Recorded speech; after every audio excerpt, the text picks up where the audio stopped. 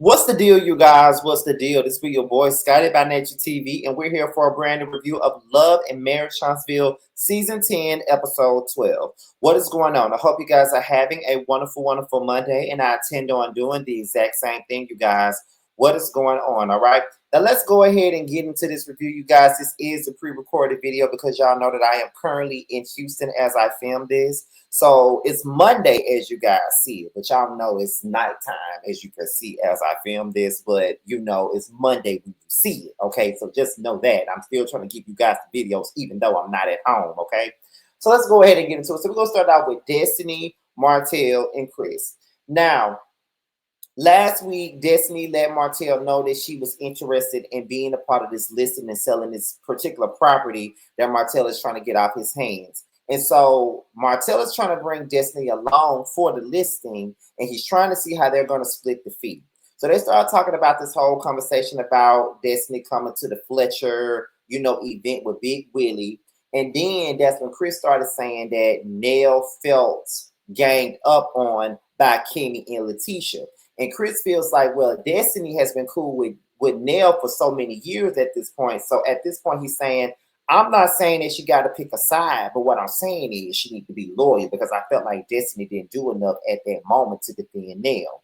But here's my thing. By you saying that you feel like Destiny needs to be loyal, that's basically you saying that Destiny needs to pick a side. Like let's not pussyfoot around this situation. You want Destiny to pick a side. You want Destiny to be loyal to Nell. And you feel like at this point, because Destiny has known Nell for so many years, you would think that she would pick her side. That's basically what you're saying, right? So at the end of the day, that's what it is. You feel what I'm saying? So just be real about it. So then they start asking her about Twan, and she says, I really don't know Twan like that. Like he was just my security guard. I did meet up with him for a business lunch, but I still really don't know him like that. And then they asked her, well, what about Lance? She says, oh, I'm done with Lance. And she said, I'm sorry, Chris. I know I was supposed to be your daughter-in-law, but I'm sorry, but I'm done with Lance. I feel like the whole baby situation put a nasty taste in her mouth, and that's why she's done with Lance. Martell says that Will ain't the one. And so when he says that Will ain't the one, Destiny wants to know why. So that is when Martell lets her know that Will was basically saying that he pretty much wanted to hit it and quit it.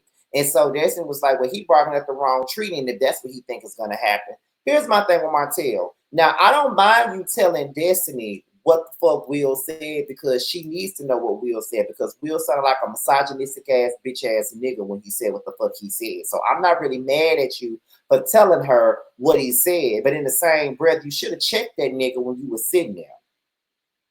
You feel what I'm saying? That's how I feel about the damn situation. I feel like you should have checked that nigga when he sat there and said that shit about Destiny because you was sitting up there laughing at that shit. Doing that same macho man bullshit that he was fucking doing because you thought this shit was funny. I didn't think it was funny, and I didn't like the way that he was talking about Destiny because my thing about this is, why is it okay for men to date around, but when a woman does it, she looked at and perceived as a hoe? Men do this shit all the time. They can sit up here, they can date a woman, take a woman out on a date, go on another date with another woman, do whatever. But when a woman do it, they automatically assume that they're fucking every nigga that they're going on a date with. Just because Destiny wants to love them all, that don't mean that Destiny wants to fuck them all. And I need for everybody to understand and realize that shit. But I'm glad that Destiny has some type of, decorum about itself by saying, well, he barking up the wrong tree because I'm not trying to fuck none of these niggas. You know what I mean? Like if he trying to hit it and quit it, then he can go somewhere else with the hit it and quit it bullshit. And to be quite honest, I really don't blame her for feeling that damn way. Like you ain't finna fuck me and move on to the next one. That's why I'm not giving it up because I feel like that's what you're gonna be on. So it is what it is. So then that's when Martell says, well, I feel like women really shouldn't hold out on men. You know what I mean? So basically what you're saying is, here go Destiny. Just because you're choosing to settle for less, that doesn't mean that I need to do the same thing. Feel how you want to feel about Destiny, but I definitely agree with what the fuck Destiny said. She really ain't got to settle for less. She really don't. She don't have to settle for shit. She ain't got to do none of the shit that y'all think that she should be doing. Okay? Period. She ain't got to do that.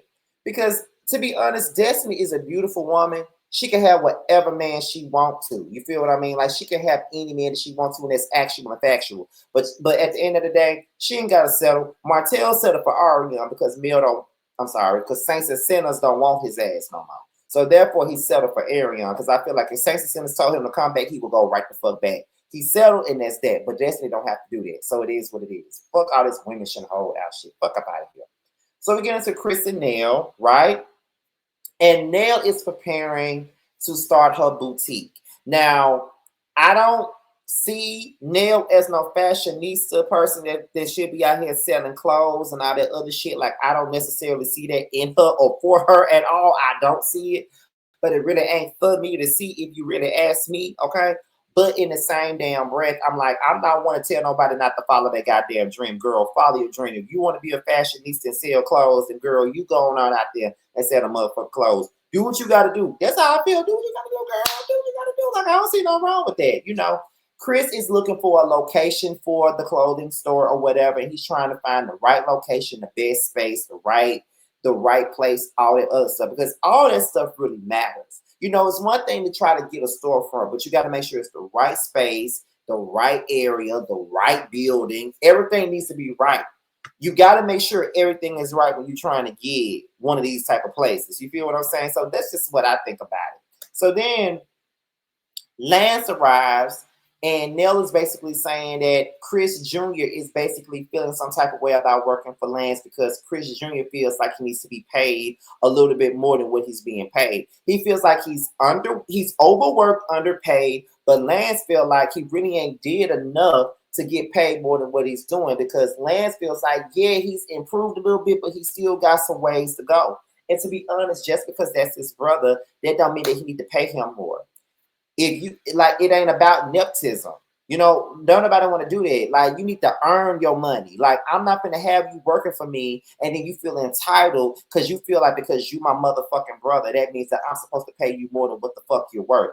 Absolutely not. You got to show your work. You got to show your work. It's not about you being my brother. It's about this being a motherfucking business. You feel what I'm saying? So this is a business, and I want my business to run right. And I'm gonna need my brother to run right and do what the fuck I need for him to do. That's just what it is. So I'm not really mad at Lance for really keeping it a book and just saying like, no, I'm not gonna play with you. If you gonna work for me, you need to work for me the right way and do what the fuck you need to do. You know what I mean? Like, I'm not gonna just be paying you more than what you work just because you're my brother. You need to show your worth, and when you show me your worth, I will pay you more. It's just that simple. So then Nell claims that she wants to stay out of the situation. But I don't feel like she's trying to stay out of shit, because if she was really trying to stay out of the situation, she never would have brought the shit up to Lance in the first place. You keeping up drama and you don't even realize that you're keeping up drama. See, parents don't realize that by them talking about it and really like complaining about the whole situation and saying, oh, I'm trying to stay out of it. I ain't really trying to be a part of it. You really being a part of it by bringing the shit up. Do you not realize that, or are you dumb? I mean, that's all I'm really saying. But okay, Neil, whatever. So then that's when Chris is saying, well, why don't we have a family dinner so we can go in and just talk about the situation, right? Nell says, I'm not really sure about no family dinner because anytime we have a family dinner, it never goes well. And then Lance says, I'm really here for it. Like, I think we should do the dinner. We all can sit down and we can all talk about our issues and put it on the table and all that other stuff. I don't see nothing wrong with it. But then, you know, Nell was like, I could see if we was having a party and we talking about it, but y'all want to sit up here and have a family dinner. Y'all know these family dinners don't never go well. And so I feel like they never go well because Nell don't want to listen. See, Nell don't want to be wrong about nothing, and Nell never wants to be challenged about nothing. And anytime somebody challenge her on anything, the first thing that she goes to is to say, y'all spoiled. Or the second thing she goes to is that y'all are entitled. It's really not about being spoiled or entitled. It's just the fact that you're not a safe space or a safe haven for any of them motherfuckers. Can't nobody come to you and talk to you about a motherfucking thing. Nobody can do that. So I don't understand why you don't see that. Because the first thing you want to do is sit up here and say that they're entitled, and they just might be spoiled. They just might be entitled, but that's the monsters that you created. You never created no motherfucking boundaries. You never did that, and you want to wait until they get grown to create some motherfucking boundaries. And at the end of the day, those boundaries should have been created when you first had those damn kids. It's, you know, you as a parent, you do what you can for your kids. But once they get grown, you can't get mad when they expect for you to still do the same damn thing. You can't get mad. That's just what I believe. You really don't have a right to really be mad about it. You created the monster, so you fix it. It's just that simple. That's how I feel about it. But it is what it is. But she not really looking forward to having a dinner, and that's okay, right? So Destiny and Will, they go out on a date. I forget what the fuck they were doing. I just know that it was outside, but it was outside having a date. It looked like they was having a good time. It was something really simple. So they sit down as they start talking about their lives. Ignore that damn train over here about your side house. But Will got 4 children, right? So Destiny asked him how many children does he have. He says he got 4 children. Then she says, have you ever been married? He says, I've been engaged, but I've never been married. And then she says, well, you said you got 4 kids, but you've never been married, but you've been engaged. How does that work? He said, well, there's 4 different baby mamas. So that's when Destiny says, do you believe in marriage? She says, I think it exists. And I'm listening to the shit that he's saying. And I'm like, Destiny, the red flags are there, honey. The red flags are definitely there. He is not meant to be nothing for you, but Will is fine. He fuckable. If you want some dick, fuck him down and go about your damn business and never talk to him again, because that's what he wants to do anyway. Shit, instead of him hitting and quitting you hit and quit him. You feel what I'm saying? Because the way that I'm looking at it, he don't really deserve none of your goddamn time, to be quite honest. Like, he really a fuckboy if you ask me, because he can't even fully answer your questions the way that they need to be answered. And that's just real talk. Let's see. He says, she asked, does he believe in commitment? He basically was dancing around that situation. So then that's when Destiny says, well, your answer about commitment is not really surprising to me, because Martell basically told me what you said about you thinking you're going to hit it and quit it and things like that. So Will says that Torn is his friend, and he asked Destiny what her relationship is like with Torn. And she really kept it light. She said it's really like a business situation. Like, it ain't really no real tea with that whole situation between her and Twan or whatever. To be honest, and I get why she didn't feel the need to really tell him about that shit, because at the end of the day, it already looks as though Destiny really ain't finna move forward with Will anyway, because Will ain't shit. Like, he's already let her know what type of time he's really on. Like, he ain't really trying to be with her like that. He ain't really taking her seriously no way. So it's really nothing that can be said at this point. If you really ask me, it's really nothing that can be talked about. It's really nothing that can be said right about now. So that's how I feel about it. Like, fuck Will. Literally fuck Will. You can fuck him, but don't be in a relationship with him. Because I would definitely fuck him, but I wouldn't be in a relationship with him. I'm just telling you. He's fuckable. Yeah. He's a nice looking guy. He got a nice body, all the other shit, but he ain't nobody to take seriously. Destiny. Keep on going down the list, child. Just keep on going down the list. So we at this family life center with Martell, Ken, and Will. They're out there playing basketball or whatever. We playing basketball. Playing basketball, honey. So Will reveals that he went out on a date with Destiny, okay? He said, Ken and Martell asked Will, how did the date go? And Will is like, well, it went okay, what I'm saying? Like, I really fuck with Destiny, it is what it is. Martell reveals that he told Destiny that he was gonna hit and quit Destiny. Like, that's what he really wanted to do, because and he was like, so y'all really talk to each other like that. And so that's when Martell was like, yeah, Destiny, my girl, like, we go way back, like, we go all the way back to high school. Like, that's really my friend. So, if a nigga sit up here saying that all he want to do is hit it and quit it, then I'm gonna tell her. And as much as I don't like Martell, and as much as Martell is not on my radar at the fuck all, I do agree, because I got plenty of straight friends, right? And I got homegirls.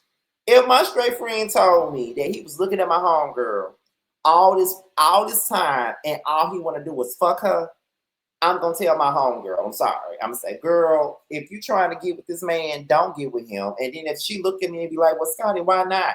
Girl, don't get with him, girl. Do not get with him, because he's not good for you. He's not good for you at all. You know what I'm saying? Like, he ain't really trying to be with you on that kind of level, no way. So just move forward. That's what I would tell her, because I don't want my homegirl looking stupid. That's one thing that I don't want. That's one thing that I would never allow, is to let my homegirl look dumb. And so he says, well, I'm not trying to have no quick engagement. You know what I mean? Like, I'm just trying to get to know Destiny, see what it's given, but I'm not trying to have no quick engagement.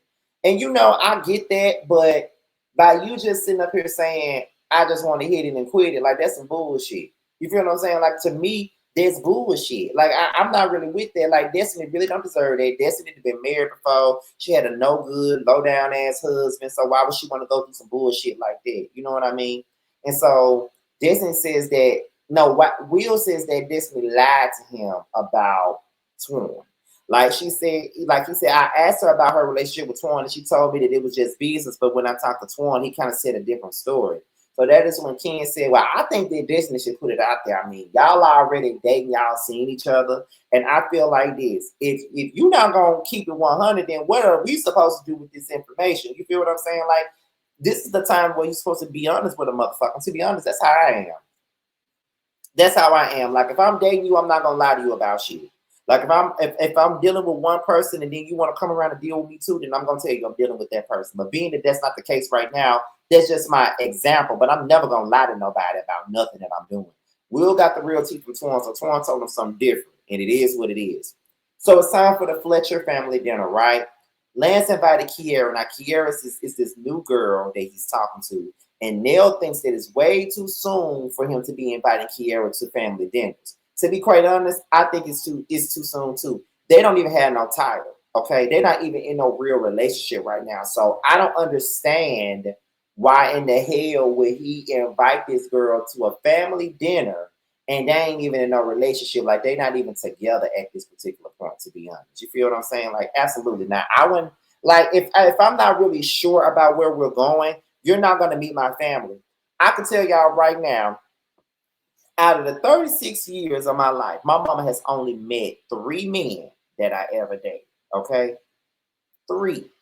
Keithan, James, who's the other one? Daniel. She's only met in Bando. She's only met 4 men out of my whole life. And I've dated some men. I've dated some men. I fucked some men. I've had some men. But my mama has only met 4. Oh, the 5th one was Jerry. People know him as K King. I used to date him a long time ago. But she met 5 men out of all the men I ever dated. You know what I mean? Like, she's only met 5. So if I really like you, that's the only time I'm bringing you around my family. If I'm sure about if this shit looking like it's going into serious territory, then that is when you get to meet my mama. You feel what I'm saying? Because my mama is a sacred person to me. I love my damn mama. I'm not just going to invite her to any nigga that I talk to. Like, that's just weird. Like, if I really like you, if I really fuck with you, and I know that you're gonna stick around, then that's when I'm gonna introduce you. Now, some of them did not stick around long. Okay. Daniel stuck around, James stuck around, Bando's still around. K King really didn't stay around.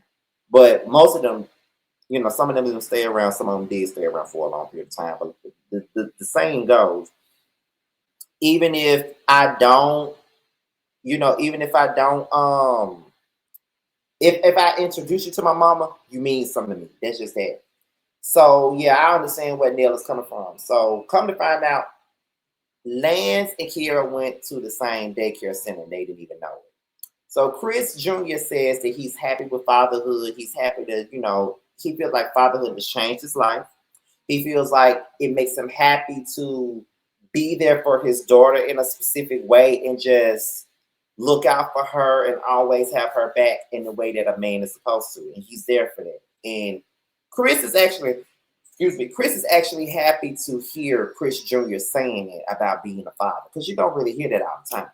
So Kiera was basically telling Neil that when she was at this event, Destiny was giving her the eye or whatever when, Lance walked in with her. In my eyes, I feel like Kiera is putting 20 on 10. I think that she's doing too much and she's looking for an issue with Destiny. That's just what I think. I don't really think that Destiny was looking at her crazy, to be honest. I could be overlooking it, but I don't know. Kiera was getting on my nerves for most of this episode because, number one, I still feel like Lance shouldn't have brought her. And number 2, she's talking to him like she a girlfriend, and he has already made it clear that she ain't one. So let her tell it she a girlfriend. But girl, let him tell it you ain't really shit. He's still trying to figure out what the fuck you gonna be to him. So you might need to calm it the fuck down if you ask me. So then Nell thinks that Destiny has a feeling about Kiera. Nell, stay out of it. You the same motherfucker that be saying you trying to stay out of shit, you stirring up shit. So then Kiera confronts Lance about meeting up with Destiny, talking to Destiny. And he said, well, I was taking my kid out. Destiny was in the neighborhood. We had a conversation. There was closure, but that was it. And yes, the chemistry is still there with me and Destiny, but I'm not trying to go there. Twan says that he went out on a date with Destiny. Then everybody is shocked. And so he said it wasn't really like a date. It was more like a business luncheon or whatever. And then that's when Chris said, so she like Lance, Twan, and Will. And that's when Kiera said, oh, you're next. And then everybody started laughing. See, Kiera need to keep her mouth out business. She don't even know. So then Nell says that she thinks that Kiera's doing too much. She definitely is doing too much. Like, she was getting on my motherfucking nerves, period. So Chris Jr. made this statement that he feels like despite everything that he's went through, he's okay with doing things on his own. And he feels like his parents love him so much to the point where they do so much for him that to the point where it's holding him back. Nell starts popping off. And here's my thing with Nell. She don't know how to communicate with nobody. And she always, and I remember one of the first family dinners that they had, her whole thing was they backdoor her and they go to Chris for certain shit. But do you blame them though? Because I don't. If you were my mama, Nell, I won't come to you about nothing. You're no one that I would want to come to. You're no one that I would want to talk to about anything. Like, why would I want to talk to you about shit? You know what I'm saying? Like, why would I want to? Like, you're rude. You're disrespectful, okay? And you just don't have the cool or anything to talk to anybody. All you want to do is beat on tables, scream, yell to get your point across. And once you get done screaming and yelling to get your point across, your point is still not coming across. And then even when Dr. Francis was there, you feel like you didn't need no therapy. But bitch, you do. You do. You the main one that has an issue with your anger. You have an issue with communicating. You shut down. You don't want to talk. You stubborn as fuck. You don't want to hear what nobody got to say unless it's you. Don't nobody want to deal with that. No one wants to deal with that. I'm going to need for you to realize that. Yeah, Nell full of shit, y'all. Nell full of shit. And I think that she's the problem when it comes down to this family. I think that's the reason why the family be having all these issues, because she don't know how to talk to them folks. All she want to do is scream and get up on the crowd. I did this. I paid for this. I paid money for this. I did. Don't nobody care. I promise you we don't give a damn. But you want us to give a damn. And we can't give a damn because you got a badass attitude. Don't nobody want to deal with that girl. No one. But okay, girl, do what you do. But that's pretty much it, you guys. That's all I got for my review for Love and Marriage Huntsville. So before we go, the Scene ATL comes out on Tuesday at 8/7 Central. So be sure to tune in on the Stylist TV network. Be sure to do that, okay? It's starring me, Bando, DJ, JT, Carl, and DeLon. Be sure to tune in to the Scene ATL on Tuesday. Be sure to pick up my book, That's Why You're Lonely. It is now available on Amazon and Kindle, so make sure you guys pick that up. And also, if you want to subscribe to my platform, please do so. Please follow me on all forms of social media. My Twitter, my Instagram, and my TikTok will be down below. And with that being said, be sure to like, rate, comment, subscribe, share this video, and all of that good stuff. All right, you guys, I am out of here, and I will see you guys on the next one. Things I wanna do to you. All the love you try to hide. Deep in between those thighs. Ain't too proud to beg for what I want. Ain't too proud to beg for what I need. If it's good loving that you want, you can get it all from me. Ain't too proud to beg for what I want. Ain't too proud to beg for what I need. Good loving that you want, you can get